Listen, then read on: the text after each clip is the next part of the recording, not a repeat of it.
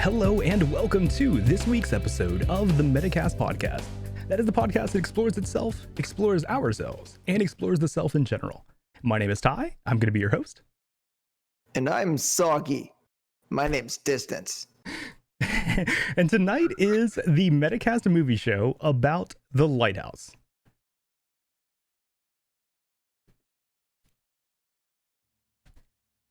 All right, The Lighthouse is a 2019 psychological thriller. It is directed by Robert Eggers and written by Robert Eggers and Max Eggers. It stars Robert Pattinson and Willem Dafoe. The budget was $4 million. The box office take was $18.2 million. The tomato meter score was 90% with an audience score of 72%. So The Lighthouse tells the story of two lighthouse keepers trying to keep their sanity while stranded together during a pretty bad storm. Normally, I am the one that starts off and talks about my my opinions. I want you to start this time. What's your take on this movie? How'd you feel? If I could do anything to get those 2 hours of my life back, I would do it. Oh, really? You didn't like it? Jeez. I thought it was terrible. Like, it's probably one of the worst things I've ever seen. Oh, wow. So I'm assuming you're giving it a no then. Well, there's some scenes and there's some shots that are kind of cool, but I like the filming in black and white thing, and just like a lot of the stuff they decided to do, I thought was just like, come on, guys, like really. And you know, it's like it's so much easier to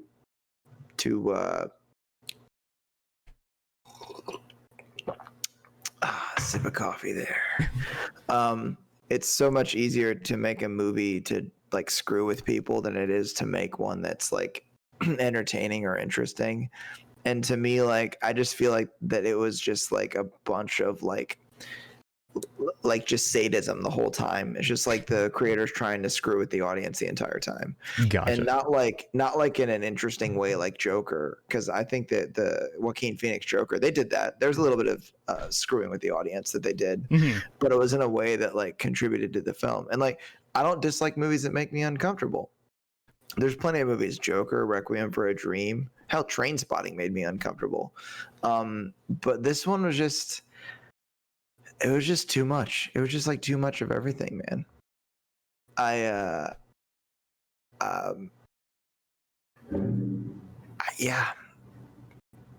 So I gotta give this one a no. So definitely no. Okay, yeah. I feel basically the complete opposite. I loved this movie. I thought it was very, very well done. I thought it was great. And yeah, I have to give it a yes without really saying much about it, because it's really like I don't want to spoil much about the story. But yeah, I think it's interesting. I think if you like psychological thrillers at all, that this would be a great watch for you. Are you ready to dive into like actual details then? Yeah. Let's do it. All right. So yeah, go ahead. Where do your notes start? Dude, I don't have any. I have no notes. I took none.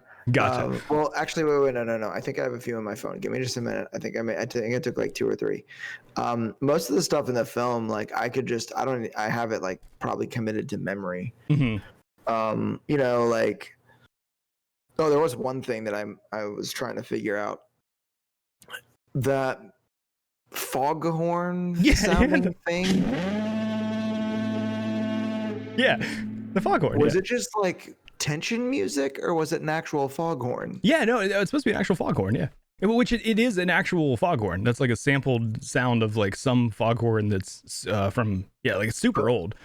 But is it supposed to be a foghorn that's making sound in the actual lighthouse? Oh, it would be. It would not be in the actual lighthouse, but it would be distant from it, like somewhere along the coast. Oh, yeah. But that's the. I mean, that's the thing is like with a movie like this, like, what is reality in the movie?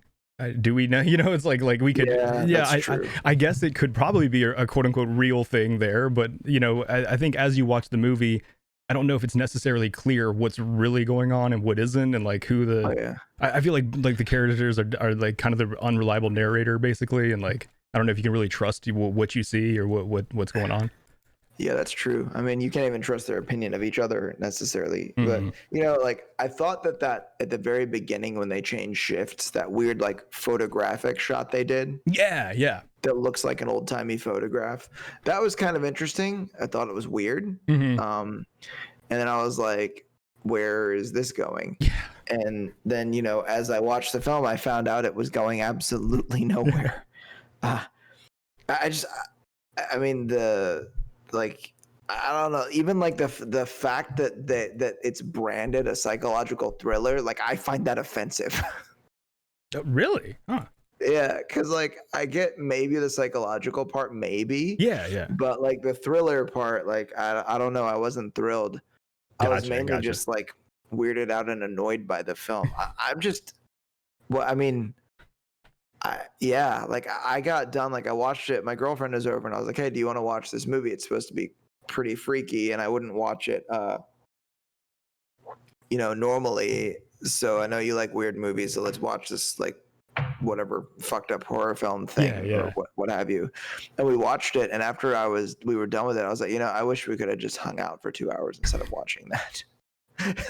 I mean, it's rare that I watch a movie that I'm just like, God, that was terrible. But I don't think that it was anything special. I mean, like you make some weird stuff happen. You use some kind of purposely bad lighting in a couple scenes to make things seem eerie. Yeah. You have the characters get trashed a whole lot. You create like weird and uncomfortable situations. Like it's not, I don't know, like and like the way that they don't tell you this thing or they do tell you that thing, and then at the end of the movie, like, see, there's something that drives me nuts.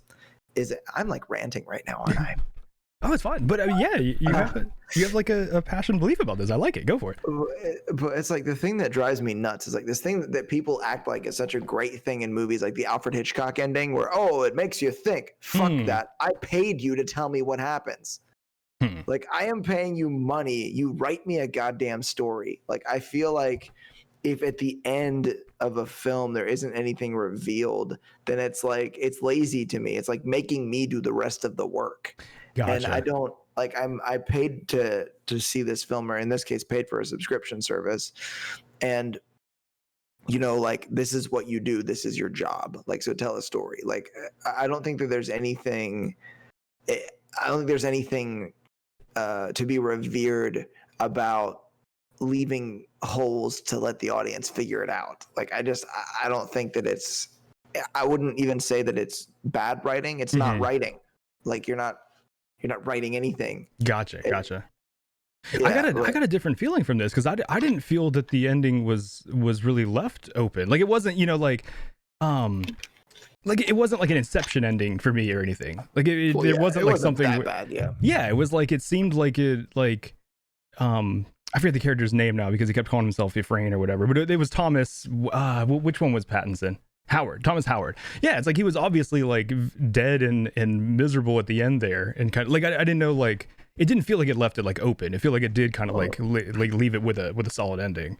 It wasn't. I mean, I was using the Alfred Hitchcock ending as an example of leaving it to the audience's imagination. So I didn't actually mean the ending itself, but more like the fact that it doesn't show you what's in the lighthouse or whatever. Or like the holes in the story, like what the fuck is in the lighthouse, like what actually happened, why, what's the deal here, like, and I think that the whole point of a movie like that is to keep you in the dark, and then at the end you get this big explosion of what the fuck when you find out what's going on, because they've created such a crazy contrast between what you expected and what the reality is in the story. Gotcha. Yeah, see, so I feel like sorry, go ahead.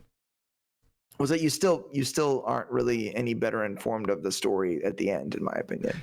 I feel like it's in a lot of situations it's like it's too hard to depict something that would be earth-shattering. So it's like in a lot of situations, if it leaves it unshown like that, it's like not necessarily leaving it, up to the audience to decide what happened, but more or less that it's like you can't really on screen depict something that would I guess like convey what I guess the creator had in mind. Or like I heard that like in the script it never actually talked it never told the actors what they saw in the lighthouse. It just told them how they felt about it. So like even in like the scenes, like the actors trying to portray that, it's like all they had was like an emotion to go on rather than like knowing like what they would have been actually like looking at. Like I can just see Willem Dafoe chucking a script across the soundstage, screaming, "Where's my motivation?" I just like, because I mean, I don't know, man. Like that just bothers me so much. Gotcha. And it like, then to me, it sounds like, if for a creator, it sounds like a really good excuse to never figure out what you're going to put on the screen. Because for me, it's that kind of thing. It's a problem solving situation for the creators. Like, how do we make this work? Like, yeah, fuck it. It's too hard. Like, we won't be able to depict it. Cameras and shit. Like, yeah. No, that's not. Maybe I said that wrong because that's not really more what I meant. It's more like to me the movie was about like the scariest thing, like the thriller in this was the psychological aspect to me. Like a lot of this movie was about losing your mind and like the loss of sanity, and it's like you can't really depict what a crazy person is seeing or experiencing in that moment. Like it did it in a weird way where the camera like fades, or the shot fades to like almost negative, and it's like he's just kind of laughing and it turns into this like weird distorted sound. Like, but you know to me it's like the scene to me was him just completely losing any touch of reality. And it's like I didn't know if there's like a way to necessarily show that rather than it just being like seeing the effects that it has on the human rather than what they are perceiving is actually going on.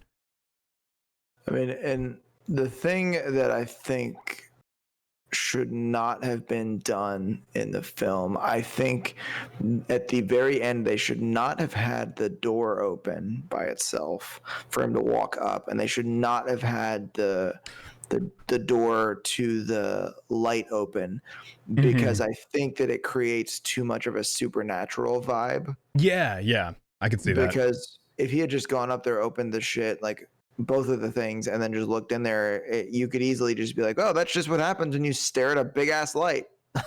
Yeah. But you know, it's just like, and I get the whole like you don't know what's real, or how many days have we been here, like are they trying to depict like what it's like when you're stuck someplace like that, you know? You're also stuck with one person, like what's it like when you're in the same place with this one person for a long time. The scene where Robert Pattinson's character like finally unloads on him, and then he's like, it's like, and the farting. I was like, oh, so he was farting, all right, because I wasn't sure. You weren't like, sure. Like, it happened like 30 the sounds times. were like, I know, but the sounds were like weird. I don't know. Gotcha. I thought that was like, that to me set the tone for the movie so well. Like I knew immediately that I was going to really enjoy this movie when the first like 2 to 3 minutes are, that setup scene where it's like, it seems really dark. It seems really ominous. And it's like, what the fuck is going on? And then the first internal scene you see of their room, like you don't even really realize that Willem Dafoe is in there on the other side of this little black thing, and like I guess using the bathroom, and then the first thing you hear is him farting, and I was like, okay, so this is gonna go from like very weird, serious, supposed to be thriller to all of a sudden like what is normally considered funny bodily noises. Okay. And I was just kind of like I was like, was that a fart? I don't know, maybe it was, maybe it wasn't, I don't know. But I just that scene, dude, like it was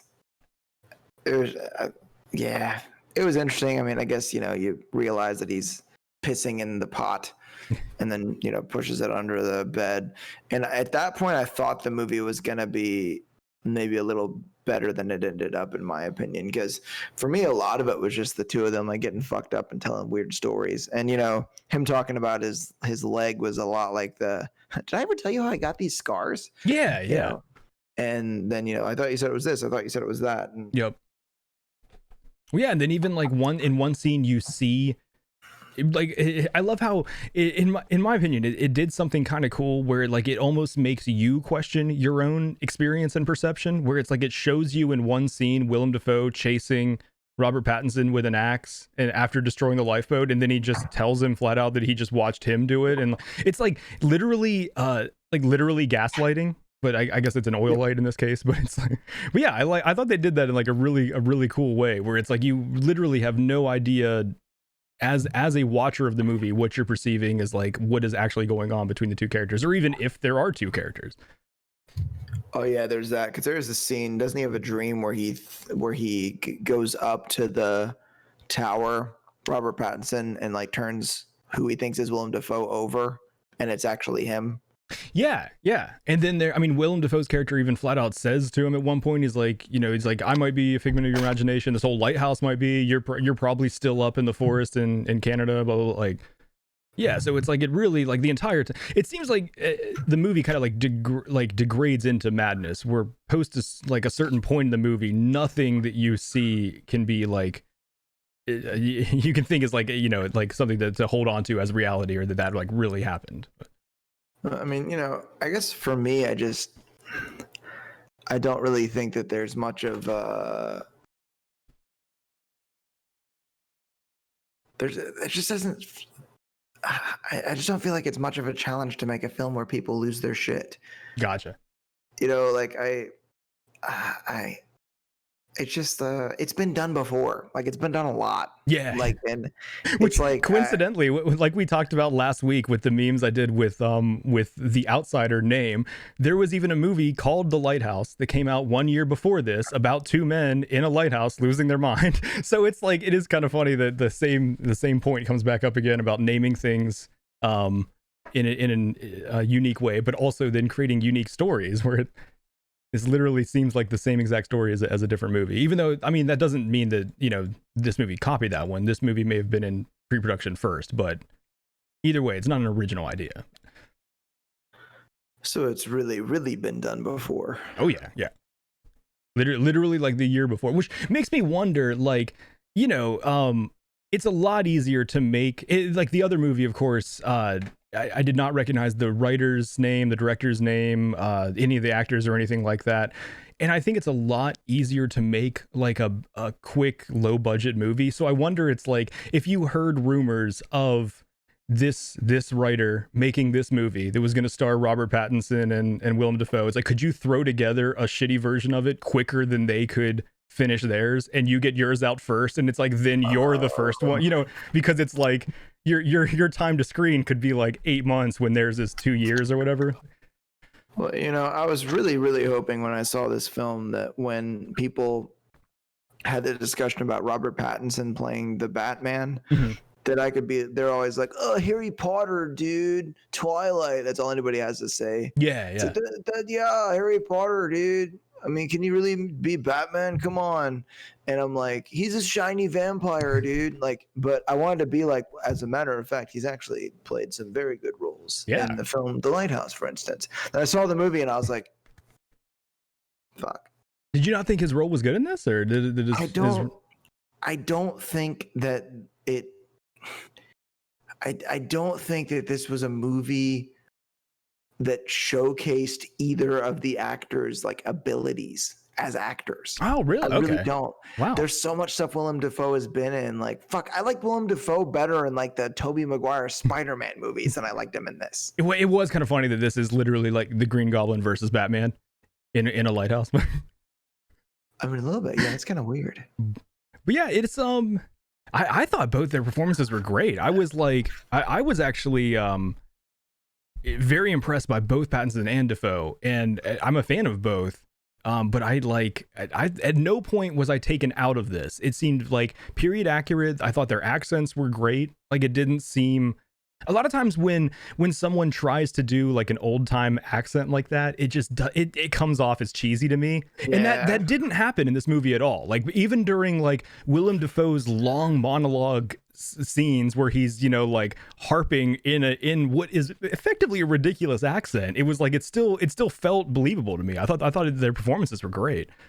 I mean, I was actually thinking that before you mentioned it, that they did the accents very well. I do agree with that, but that's about the only thing in the film that I thought was like really, really good. Like, I don't know. Like, okay, this is maybe a terrible thing to say, but the vibe I got in some of the scenes was very much the scene in the room where Johnny kills himself.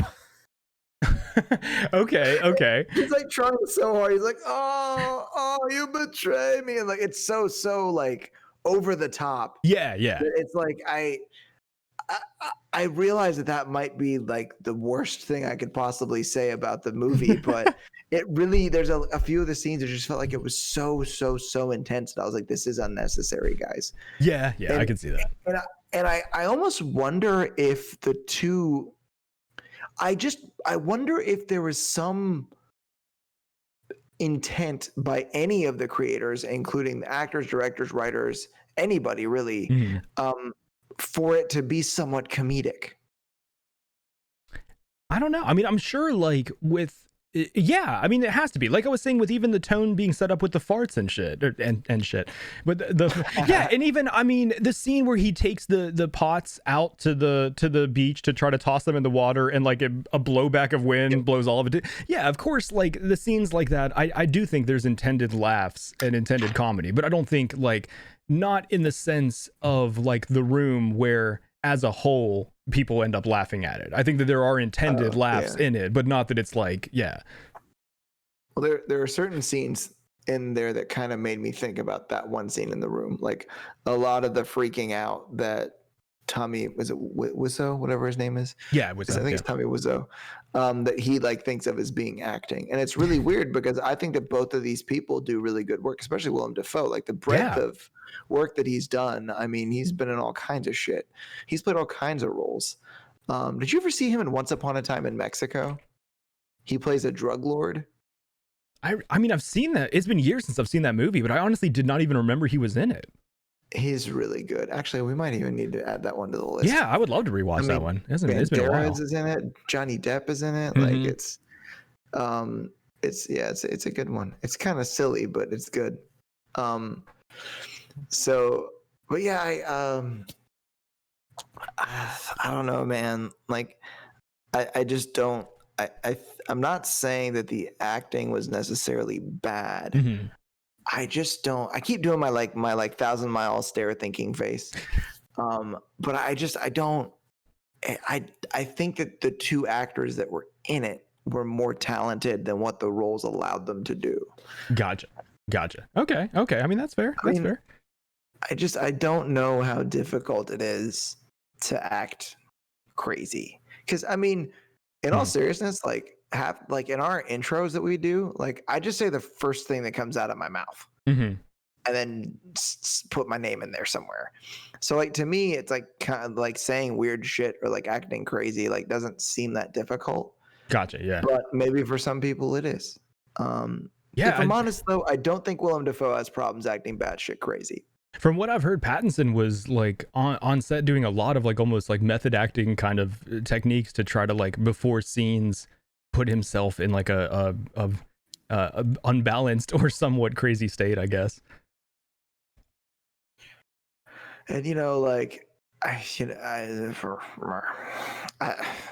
there's some things about method acting that I think are just really like lame and kind of like corny. And I don't know that any of the stuff that Pattinson was doing would necessarily fall into the lame or corny types of method acting. But there's a few situations, and I don't know if I've talked about this on the podcast before, but there was someone was asking in an interview, they were asking, oh my God, what's his name?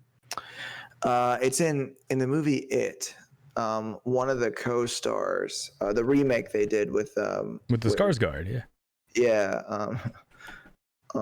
hold on, I'm gonna find out the actor's name they were interviewing, but I think I'll just find his name real quick.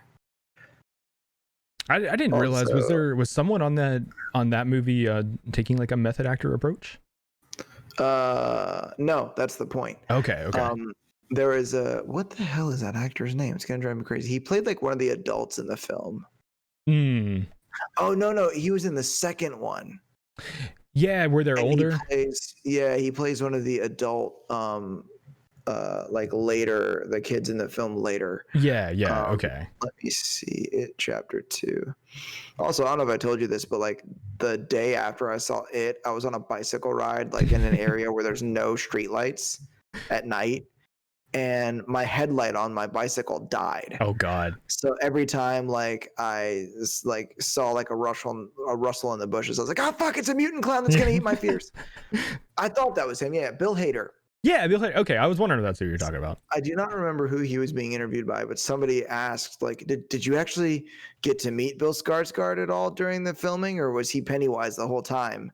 And the thing that he said was, yeah, Bill doesn't have to do stuff like that.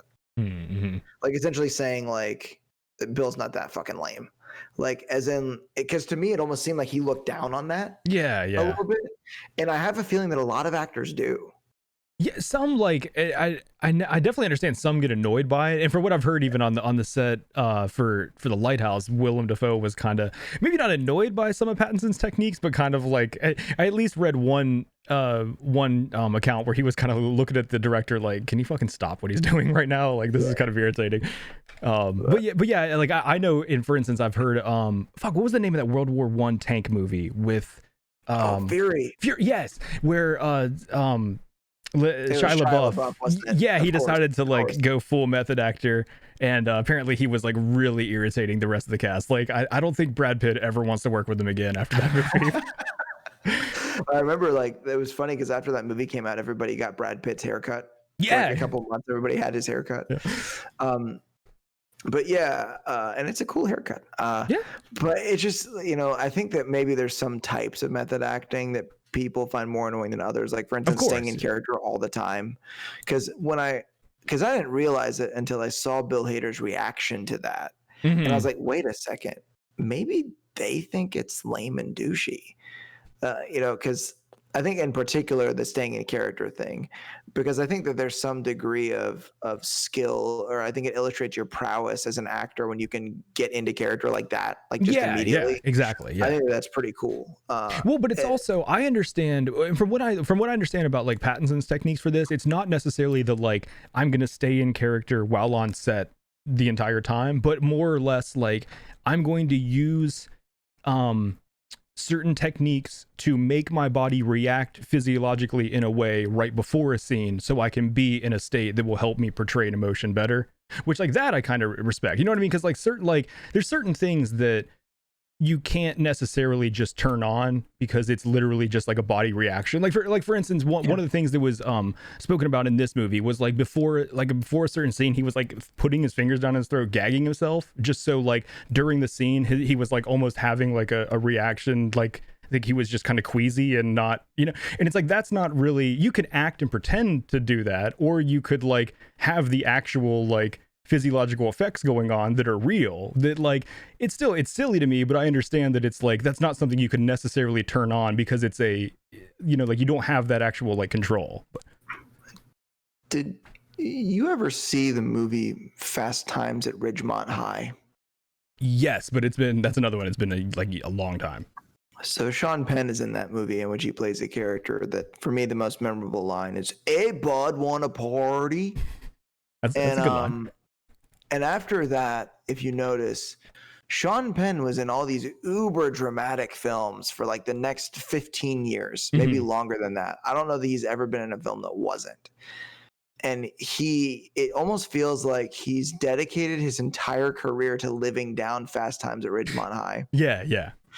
And I kind of wonder if the exact reason why I'm getting so pissed off when people talk to me about Robert Pattinson playing Batman, maybe Pattinson has the same problems as an actor. Like he almost like doesn't want people to have this perception of him as being the sparkly vampire kid, which for me, like I don't think of him as that. I mean, honestly, like I don't think of Daniel Radcliffe as Harry Potter anymore, especially for some of the crazy shit that he's done. Which actually I need to find out the name of one of his movies because I would like to actually do that one. But I would still I agree with you, but at the same time, if I was talking to someone and I said Daniel Radcliffe and they said who, my first response would be, you know, the guy from Tusk.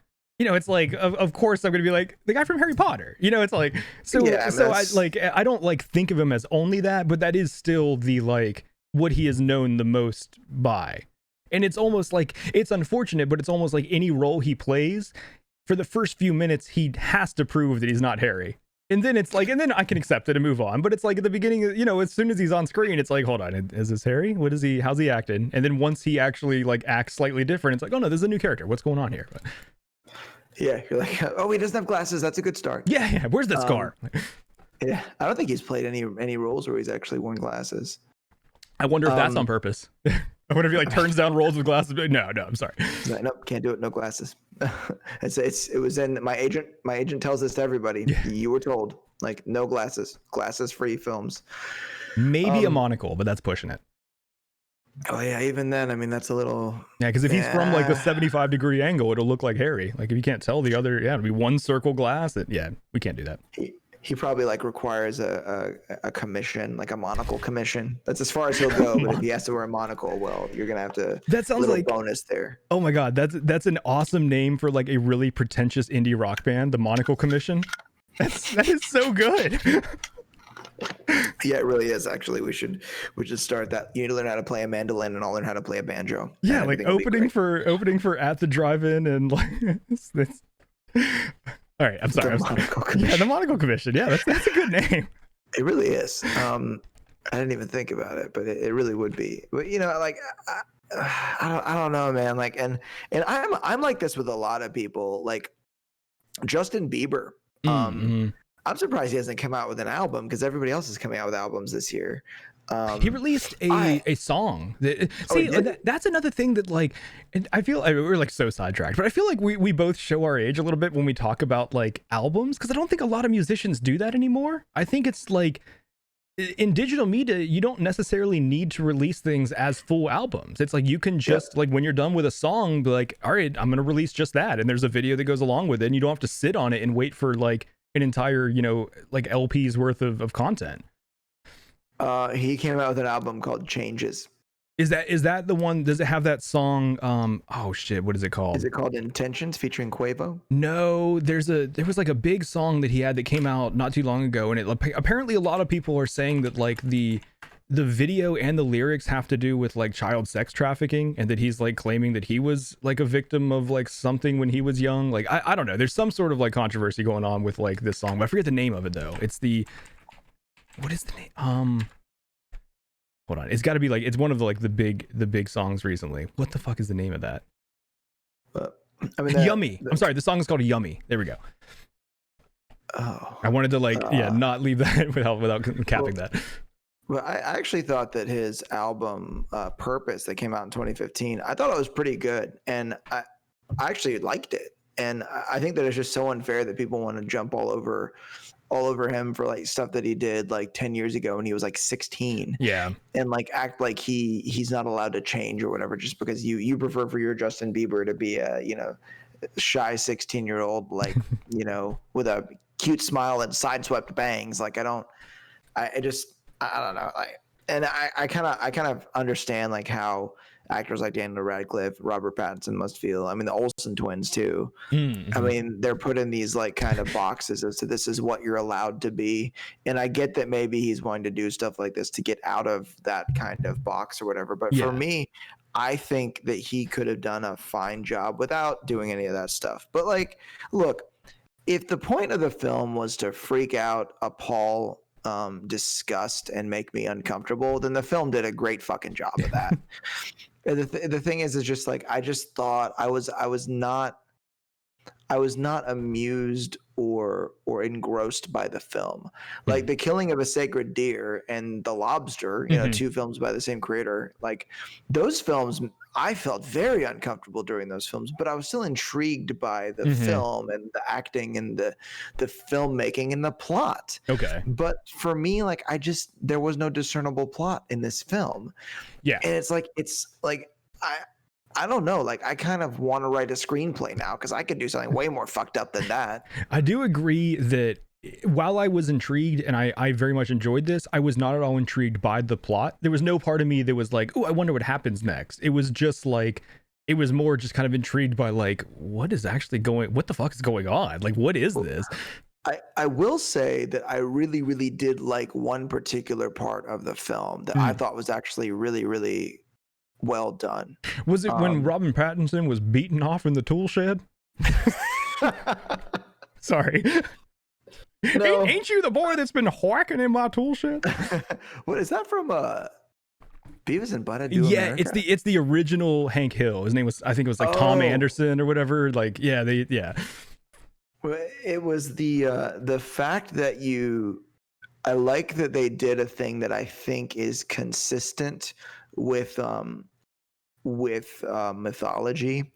That the mermaid in the film wasn't some sweet, like, delicate creature. And that the sound it made was a shriek, like a banshee. And that the whole idea of a mermaid is that, I think, weren't mermaids and sirens kind of in the same category for, like, in most people's mythology, that they would, like, tempt males into the deep and, like, cause ships to crash and, like, I think so, yeah, kill sailors and shit. It's the fact that the mermaid had almost like a sinister nature. And we were talking about this before the podcast, like the casting for that person was perfect for that. Yeah, like that tiny role that they did, like they didn't have to do much, but I think just like the look and the vibe, like that really worked. Have you ever seen the horror movie VHS? It's like I think I've heard of it. The premise of the movie is there's like a group of dudes that are exploring like this like abandoned house, and they find a collection of VHS tapes, and like they watch those during their and you're watching them along with them. So the movie is like a bunch of shorts kind of put together. One of them is this. Oh, this is chilling. Yeah, one of them is my favorite horror short ever, and it's got this girl that just creepily looks at the guy in it is wearing glasses that have a camera in them, and the whole thing is like him and his bros are going to go out to a bar, and they're going to find a girl to pick up, and he's supposed to like fuck her on camera with these glasses on. So the whole like scene is from his perspective because he's wearing eye goggles, and it's like this really creepy looking girl that like she like looks at him and she's like, I like you. And she is just cast perfectly for that. It is like it like it reminds me of what you're talking about with the mermaid, where it's like it's not even really necessarily something that the actor or actress is doing. It's just like the way they look is just perfect for this role of like inciting like a little bit of like, ooh, why does this person look this way? And I mean, like, and good job by the writers, because you already kind of want something bad to happen to the person in that short. Yeah. So, I mean, good job to the writers. I said that right. Yeah. I feel like I said audience instead of writers. And it's like there's just some people that just have like the perfect look for a role that they don't really have to do much. Like whoever played Jocelyn in A Knight's Tale. The character, she did some good acting in the film, but the character like needed a specific look. And I think that she like did that really well. But yeah, I mean, and I'm not gonna say that the person that played the mermaid isn't good at their job. I'm sure they are. There wasn't a whole lot required. I mean, there was just more than them looking a certain way. Yeah. But that was all that was really required for this role, because it's like someone that you find this person attractive in some way, but there's something just a little different about it. Yeah. Gives you this impression that they are like otherworldly. They inhabit a different area, like the sea. And she's able to like smile in a way that it's creepy. It's like it's not inviting. It's like I feel like she had to train for that. Like it's almost like the Joker smile, where like her eyes don't match what her mouth is doing. Yeah. And that shit actually freaked me out a lot. Like that whole scene really freaked me out. Like the one where she's like sort of on the shore and the rocks, and like and she like shrieks. That was one thing that cracked me up. Is so did you watch this movie on Amazon Prime? Right. Yes. Do you know like the X-ray things that pop up, like the little trivia bits and shit? So like while watching the movie, very often I'll pause it and then like go over to my notes and type something in, and like I'll go back. And a lot of times when I pause it, those little X-ray bits pop up, little trivia bits. Sometimes the trivia bits are like before the scene they coincide with, so they could be spoilers. So it was like 10 minutes before that scene, a thing popped up that was like the mermaid's genitals are based on shark genitals, and I was like, where is this fucking going? The exact, well, not exact same thing, but something very similar happened to me, because I paused it and it said mermaid and had an actor's name listed. I was like, there's a fucking mermaid in this? Yeah, I was like, what the fuck? Yeah. Because like they weren't even in the scene yet, and I thought it was only supposed to be for the scene. But like I also think that the way that like they whatever semblance of a plot there was, where it turns out this isn't his name, this is actually the name of some guy that died and he took his identity. Like, okay, Don Draper, like what the fuck? Come on. Which I also I can't tell if he killed him or not.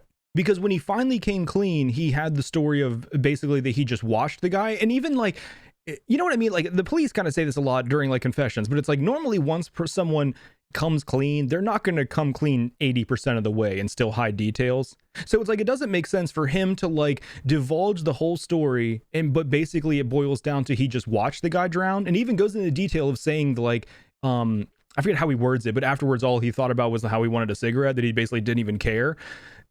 But so in that story, he didn't kill him, but in the like, I guess I don't know if it's supposed to be a memory or a flashback or like whatever, it shows him with like a sharpened stick walking up behind the guy and killing him. So it's like, I don't understand what we're supposed to think about what really happened.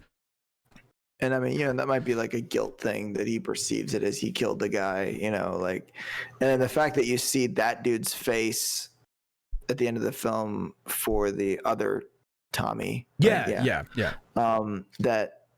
That's a little weird, because then there's this point where it's like, was it that dude the whole time? Like, or is he actually there with him? Like, exactly. Yeah. What is real? Like, and another weird thing too that I just thought about was shit. I'm sorry. I had it while you were saying that and I fucking lost it. God damn it. Never mind. Keep going. Oh shit. Sorry. I got it. I lost it. I almost had it. But you know, like, because I expected this film to really fuck up my life somehow. Like, I thought that it was gonna like really just like I was gonna be deranged by the end of it. I was expecting something just so twisted, and like by the end of it, I was kind of like, eh. It's like the mermaid kind of freaked me out. I did like that. I loved the mermaid genitals. No, but no, I was gonna say I like the fact that they had the mermaid with like the original stories of mermaids had that they had a split tail like that with legs where because the whole story is about, you know, mermaids seducing male sailors. So it didn't really make sense for our, you know, interpret or visual, like when you picture the mermaid of like Ariel, you can't really fuck it. So how is that seducing sailors? Yeah, but so I did like that they had this like more like quote unquote realistic or accurate depiction of like what a mermaid is from like our lore, I guess. But well, you can't fornicate with Ariel because it's a Disney film. I have some websites I can share. That legend at the end of the film where apparently at the wedding part, the dude has the erection. Is that real? Well, yeah. I mean, it definitely happens in the video. Like, as far as if the like animator intended that to be what it is, you know, there's no way of showing that. But with a company where none of the male characters have nipples, like, you know, obviously Ariel's gonna look like a fish. Exactly. Yeah. But no, what I'm saying is not just specifically Disney, but that has been our like visualization of a mermaid for the longest time, of having this like fishtail that is like one thing. Yeah. And our visualization of an angel is that they have wings. Exactly. Yeah. because Greek and Roman shit. Yep. Which, yeah, speaking of Greek and Roman shit, I thought the Greek mythology tie-ins to this were pretty cool too. I thought that was pretty well done with like the Prometheus story and everything. The cry of Prometheus. Yeah, with the like where he gets chained up and then people can't heal and fire doesn't work. Isn't that how that goes, or some shit like that? Well, it's like how Prometheus gave like fire to man and kind of pissed off like, you know, the council of the gods, like Zeus and Promus, or is it Promus? Promus? I forget who the other one was, but it's basically, yeah, apparently like Pattinson's character kind of like mirrors Prometheus, and the other and Willem Dafoe's character kind of model or mirrors the other one. Even at the end, like he's got that, like it kind of shows him in that final scene similar to like the chained to the rocks, where it's like that's he's not going to spend eternity that way, but you know. Yeah, I didn't even think about that. But yeah, I mean, I guess that is kind of cool. And also, like, that was a little too gory there at the end. I don't think that was really necessary. But it's like, yeah, I don't know, man. I just couldn't get into it.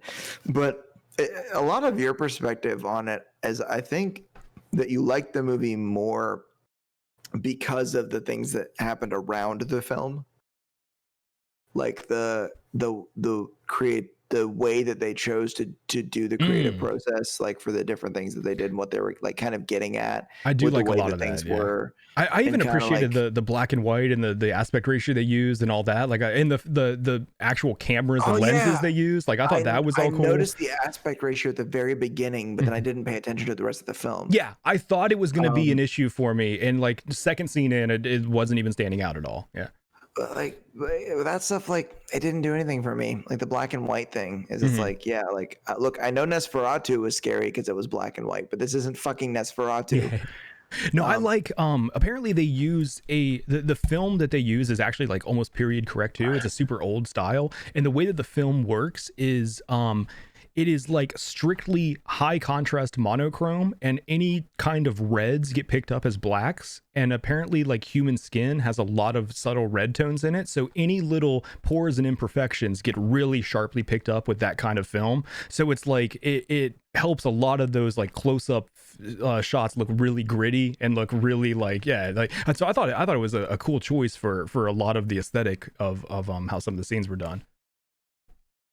Yeah, and you know, like I said, I mean, there were some cool shots. I mean, I think the way that they did the shot at the end in the lighthouse, like what they did, like it looked like they had like a gimbal and they just kind of like, or maybe even a drone, and they sort of like, that was actually a really cool shot. Like the way that the way that the light kind of turns around, the door kind of opens, like the speed at which it opens, like everything about that shot was really cool. So it's kind of like when we had Craig on and talked about Drive, like he said that he acknowledged that there was a lot of good filmmaking that happened, but he just didn't like it. And that's what I said at the beginning, was that like I hated the film, but I acknowledged that there were some good things that happened in it. I'd be interested to know if you seen the creator's other movie that was really big. Have you seen The Witch? There's another one? Yeah. The Witch? No. I don't think I have. I would be interested to know if you like that, because I also loved The Witch, but I wonder if it's also it's a period piece. It's like early colonial American period piece about like a legend of a witch living in the woods next to like, you know, a farmer family's household. Oh, I do remember this, because witch is like, it's like two W's. Yeah, no, two V's. Yes, it's the Vivitch. Yeah. Yeah, that's the same guy. What is his name? Eggers? Yeah, Eggers. And I wonder if it's just kind of that style, that pacing, that kind of loose plot. Like I wonder if that movie would run, because I mean The Witch was also like, I mean this and The Witch I think were both very like highly reviewed by both critics and audiences. So it seems like at least some people like that style, but it is like very, I mean, almost like boring. Almost like there's kind of like not really a better way to say it that other than like if you're kind of like, if you're plot driven and you're sitting there watching this movie, it's like, yeah, I mean, for instance, when I wanted to write the one sentence summary for this movie, it was very, very easy. Most movies, when I sit down to write that summary, I'm like, fuck, how do I encapsulate this? This movie is literally like, there is no plot. It's just, okay, there's two dudes in a lighthouse going crazy. Like that is literally the whole movie. Yeah. I mean, that's the synopsis. That's it. It's, and that's a single sentence. Yep. Well, you know, I will say that, okay, I mentioned earlier that I don't think it takes a lot of effort to freak people out, but you know, you're talking about that film VHS, and it actually made me think about the movie The Ring. Yeah. The best part of The Ring, like the American version of it anyway, because what's the other one called? Ju-on, I think. I thought it was Ringu, but oh, maybe it is. Ju-on was The Grudge. The Grudge. That's the Japanese Grudge. You're right. Yep. But I thought that the best part of The Ring was the creepy video. Yeah. And the way that they do weird shit in that was a very, very creative way to freak somebody out. Yeah. And that VHS film you're talking about, that sounds like a really good way to freak somebody out too. But you know, I think in this case, maybe I didn't find it that creative, I guess. I feel you. And I mean, there is like multiple, how do I say this? It's definitely not hard to make something off-putting or that make someone uncomfortable. For instance, like, and I don't like to like disparage people's art, but for instance, like The Greasy Strangler. I think that was just a bad movie that was also off-putting, where it's like I don't necessarily feel like it would be very hard to write a script along those lines, where it's just necessarily you can take like or like, you know, like literally it's just like, okay, what can we put on screen that people don't want to see? Can we make this go on for longer than it needs?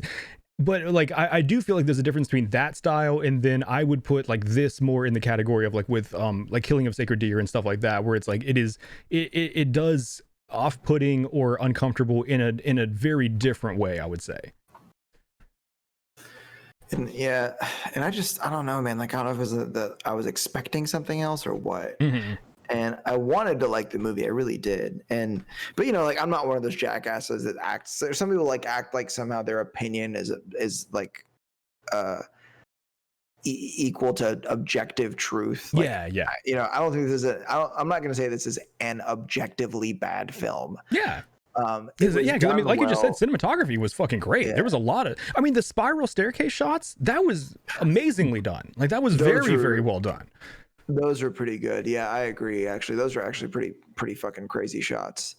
And one thing that I will say is that I think they did such a good job with the shots, the way that they filmed it, the camera positioning and camera handling, like angles and things like that, that you almost get this feeling that you're not watching a black and white film. Yes. Yeah. And that was pretty cool. It's just, for me, I think it's just the fact that the plot was kind of missing, and every episode, like, I always talk about character development. And I don't think there was really much of that in the film, but it's interesting because it seems like what they did instead was character destruction. Yes. I was just going to say that. You watch the characters devolve instead. Yeah. Yep. They essentially disembowel the characters literally with their writing. Yes, literally. Yeah. Like, and by the end of the film, you're left with just some fucked up craziness. Some dude's face is burning and he's getting eaten by birds, and then another dude's buried outside.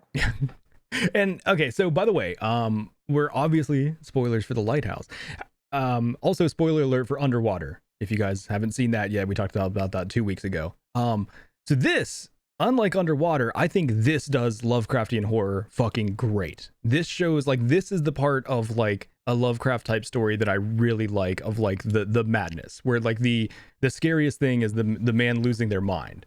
And it's like movies like this, I would love to see a cross between this style of movie and then the budget of Underwater, where you could also get the CGI of like because then what if we could then see something crazy inside the lighthouse that was like, you know, mind-bendingly insane looking, but it was done with like crazy CGI and was obviously like something from another dimension that like made sense, or like put things together. But then I might have liked it because I have no imagination and I'm a child.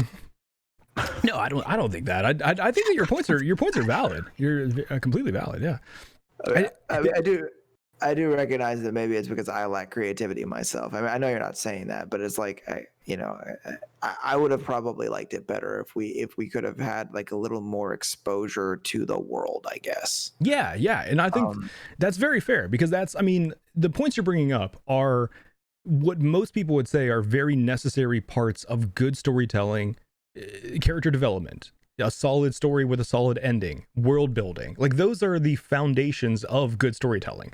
So when you're like talking about a film that necessarily like almost avoids all three of those on purpose, it is kind of like, well, hold on, it's like this almost reminds me of, you remember in like elementary school writing class where they would teach you to write correctly and then show you a book of an author using bad grammar, and it's like, oh, but they can do that because they know better. It's like that. This almost reminds me of that, where it's like they're breaking all the rules of fundamental filmmaking, but it's like, but why? That's supposed to be wrong. Like, because you have to know them to break them. Exactly. Yeah. I actually call that punk writing. I like that. Yeah, that's a good term. Yeah. The idea of like just sort of going against like what you know because you're a trained writer. Speaking of new terms, this movie taught me a term that I was not familiar with. I was going to use it in the genre, but I started just called a psychological thriller. But it's apparently called, are you familiar with this term? A two-hander movie. Have you ever heard of that term? No. I hadn't heard this until that, but it's like a movie like this where normally one character is basically trolling or gaslighting the other one until a response happens. Similar to like they would put Misery in that same category. Or did you ever see Hard Candy with Ellen Page? Oh yeah, that show was fucking crazy. That's like, yeah, so like a good example of two-hander movies would be like Misery or Hard Candy. But yeah, I'd never heard that term before researching for this movie. Interesting. Yeah, that's cool. Yeah,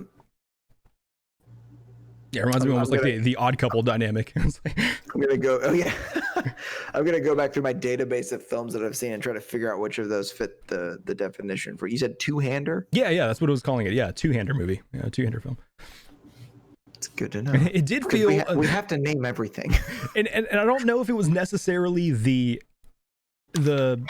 ratio that was used, the fact that it was black and white or what, but it did feel a lot like a very long Twilight Zone episode. Yeah, I could see that. There was a lot of that, like Twilight Zone-ish sort of stuff. I mean, Twilight Zone's always much crazier.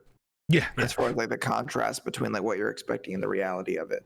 But yeah, I can see that. Yeah, I can vibe with that.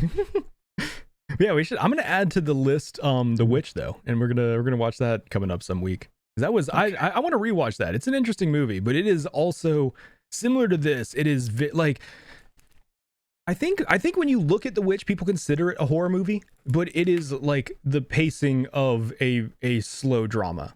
You know, like it is like normally like when you see when you hear a horror movie, normally you expect almost like the teen Scream style of like there's going to be jump scares, it's going to be pretty fast paced.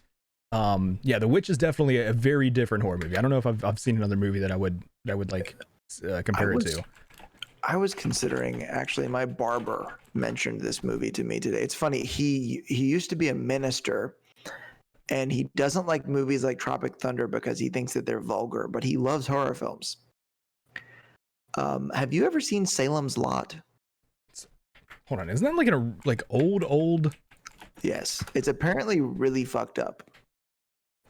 Hold on, no, I'm thinking of the miniseries. What was the movie? Well, there was yeah, I think it's probably the miniseries. Based on a movie? Well, it's based on it's a book by Stephen King. Oh, hold on. 70? No, there's a 79 miniseries. Yes, maybe. But it's also says maybe he here, just called it a movie. Well, it says here Salem's Lot is the 1979 miniseries, and it's also known as Salem's Lot the movie. So I think it's like this is what people can. Yeah, because okay, it's a miniseries that are 2 episodes and it has a runtime of 183 minutes. It's basically a movie that they aired on TV then. You know, now that I'm looking at stills from this, I think maybe the reason why he thought it freaked him out so much is because of what filmmaking was like at the time. Mm-hmm. He was also very, very young. See, and that's a problem that I have, and I almost had like the opposite experience that you did with this movie, where I was very nervous that I wasn't gonna like it because all right, so I'm gonna show my hand of how I'm not at all qualified to critique movies at all, and how I have no class. It is very hard for me to like watch and appreciate very old movies, especially if they're in black and white. Like when I've tried to watch like Citizen Kane and very old stuff like that, I don't get anything from it. I understand why it's important, but I can't watch it and enjoy it and appreciate it as a piece of film. It's more like a piece of history to me, I guess.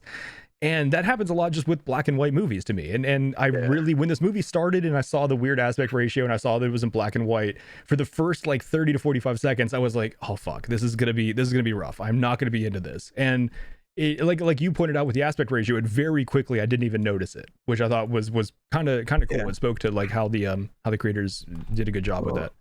And you know, old movies, like there's also like dialects that people use then that we don't use anymore. Like, hey, it's the 1940s, toots, you know, that kind of stuff. Yeah. Like it's just weird, like to hear people talk that way. Yeah. So in the midst of our conversation, I've decided what I would like to do next week. Oh, nice. Okay, yeah, because I realized that we hadn't even talked about that. It's that Daniel Radcliffe movie. It's called Imperium. Oh, cool. Okay. I think it's really good. It touches on some stuff that's kind of a little taboo. 2016 movie. Okay, cool. Yep. Yeah, I don't know. I thought it was pretty good. You might hate it, and actually, I might watch it a second time and be like, I actually hate this. But I don't know where it's. I'm into it though. Yeah, I've never even heard of this movie. We might have to pay some money to watch this one though.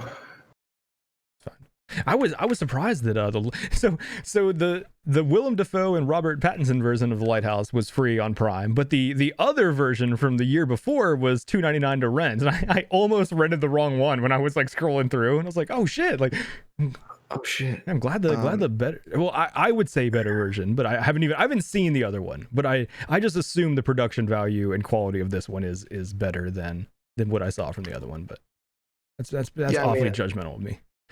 I would anticipate that one would be better, but it's also passing judgment, which I'm comfortable with doing. How about I say this? I know Willem Dafoe. Yeah, Willem Dafoe. I know this one had a higher budget. I'll just say that. Like I know the higher budgeted version. I think.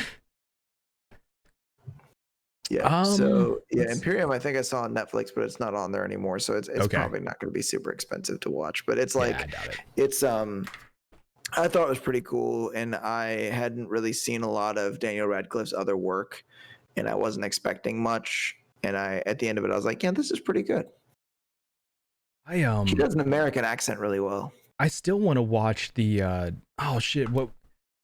what's the other Daniel Radcliffe movie with where he's got two pistols in his hands? Oh, Guns Akimbo. Yeah, Guns Akimbo. Yeah, I really want to see that. So stupid. Oh, have you seen it? Yeah. I good stupid or bad stupid? It's fun. Like the movie just intended to be somewhat ridiculous. Like, and it definitely it does ridiculous. It'll fit the order for like fun ridiculous. Like yeah, it's really stupid, and it's just so awful, but it's great. Yeah, I just watch it. I don't want to do an episode on it at all. Yeah, no, I don't want to. Please, can we not? It'd be like the same with like Swiss Army Man, where that movie's hilarious and it's a good Daniel Radcliffe movie, but it's like no, it's for the memes. It's not. Yeah. But so I hope you like Imperium. You might hate it. I don't know. I doubt it. I'm excited for it. There's a guild on the same server as me and WoW called Imperium. And we run into them all the time. So it's like so the name rubs me the wrong way. They write theirs like the old Latin though, where instead of a U it's a V. It's like all capital, so it's like Imperium. How pretentious of them. Yeah. Well, that's all my notes. Did you have anything else? Oh no, I'm sorry.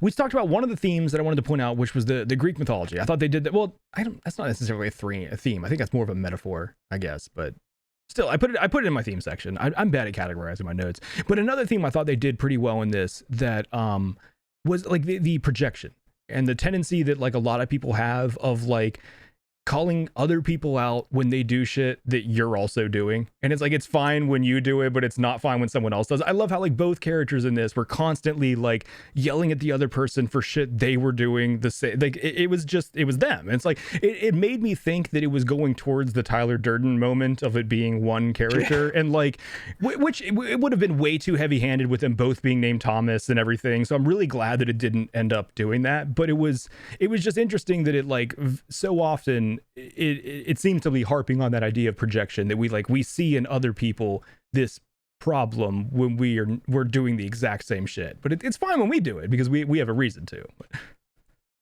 Yeah, of course. Like I'm driving fast because I need to get somewhere quickly, but that asshole. Exactly. Yep. Yeah, and I think that's a human tendency that we all have. So I think like when art like reflects those kind of those little things in all of us, I always appreciate stuff like that. But it's like in the midst of all the chaos, they still have like the common flaws that we all do. Yeah, that is cool. I didn't really think about that, but they did do that a lot. So, do you have a favorite line picked out? Did you? Oh yeah. Oh my god. I hope we picked the same one. There's several times where like we think that we have, It hasn't happened yet. I'm not gonna say I don't think we did. It would be hilarious if we did. I need a sample for when we finally do. Like where it's I got it.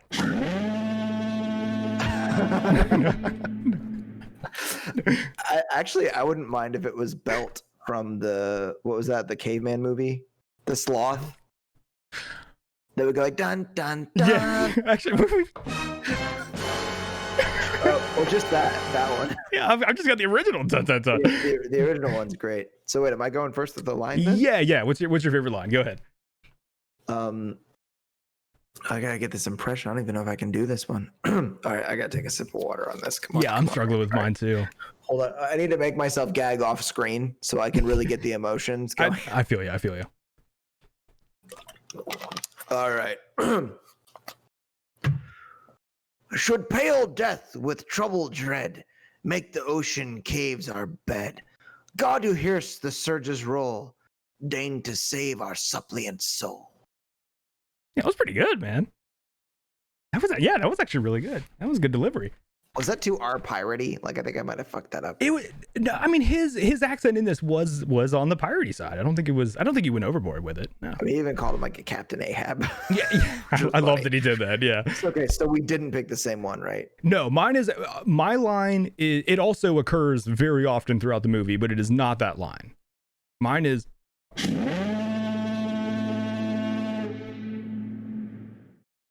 I'm just kidding. That's not actually my line.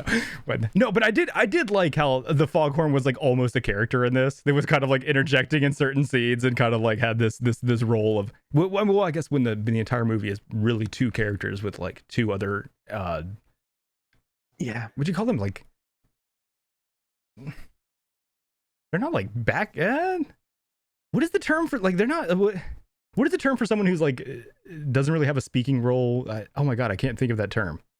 They're not an actor, but they're an extra. Like the dude that played the actual Ephraim. He's not necessarily an extra in this, but he's also like, I'm not like, it'd be really weird to say he starred in it, but it's like when you really only have 2 stars, it's like you're stretching to he's like an insignificant screen timer, I guess. Yeah. He had less screen time than the foghorn. Exactly. That was my point.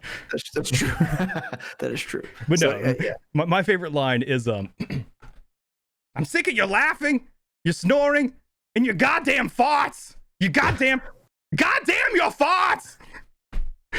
That line, I just love that line. That line was so good. That's what we were talking about earlier. Of like, there is obviously intended humor because there is no way someone put ink on paper that said that line and didn't think that was funny. There's a dramatic scene where he's gonna yell "goddamn your farts" at him, and no one's gonna laugh at that. It'll be completely serious. They'll take us seriously. Yeah, that's true. There's not gonna be a dry eye in the house when he gets done with "goddamn your farts." Oh man, but yeah, guys, that's gonna bring us to the end of this episode. Next week, as we just talked about, we're gonna be doing Imperium, which I forget the year. Was that 2016? Shit, I just closed that. It's 2016, yeah. Okay, yeah, Imperium from 2016. So if you are watching this on YouTube and you enjoyed the discussion, please hit the like button, subscribe to keep up to date, and comment below and tell us how you felt about the Lighthouse. If you want to further keep up to date or even join us as a guest on a future episode, you can join our Discord. The link is in the description down below. And we'll be live next week on Wednesday, 7:30 p.m. Eastern Standard Time on twitch.tv/TylerTV. Thanks everyone for listening, and I hope you have a great week.